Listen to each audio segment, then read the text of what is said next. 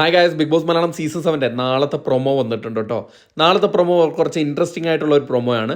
അതായത് നമ്മുടെ big boss ഹൗസിൽ നിന്ന് എവിക്റ്റഡ് ആയി പോയിട്ടുള്ള കണ്ടസ്റ്റൻറ്റ് വരുന്ന ഒരു പ്രൊമോയാണ് കാണിച്ചിരിക്കുന്നത്. അത് ഓരോരുത്തരും വരുന്നത് വലിയ മാസ് BGM ഒക്കെ ഇട്ടിട്ട് ഓരോ സൈഡിൽ നിന്നൊക്കെയാണ് വരുന്നത് കേട്ടോ. ആദ്യം വരുന്നത് നമ്മുടെ അപ്പാനി ശരത്തായിരുന്നു കേട്ടോ. അപ്പാനി ശരത്ത് മെയിൻ ഗേറ്റ് വഴിയാണ് വരുന്നത്. അതും പുലിക്കളിയുടെ BGM ഒക്കെ ഇട്ടിട്ട് പുലിയുടെ ഫേസ് മാസ്ക് ഒക്കെ വച്ചിട്ടാണ് നമ്മുടെ അപ്പാനി ശരത്ത് ഉള്ളിലേക്ക് വരുന്നത്. കാരണം അപ്പാനി ശരത്ത് അങ്ങനെയാണല്ലോ പോയത്, അതേ രീതിയിലാണ് ഉള്ളിലേക്ക് വരുന്നത്.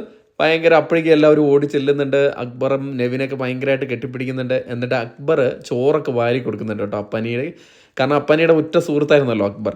അതിനുശേഷം നമ്മുടെ സ്റ്റോർ റൂം വഴിയാണ് കലാഭവൻ സരിക വരുന്നത്. അങ്ങനെ സരികയുടെ അടുത്തൊക്കെ ആദിലയും നമ്മുടെ അനുമോളൊക്കെ പോയി കെട്ടിപ്പിടിച്ച് സംസാരിച്ചുകൊണ്ടിരിക്കുമ്പോഴാണ് കൺഫെഷൻ റൂമിൽ നിന്ന് ഒരാൾ വരുന്നത്. അത് മറ്റാരുമല്ല, ഷാരികയാണ് വരുന്നത്.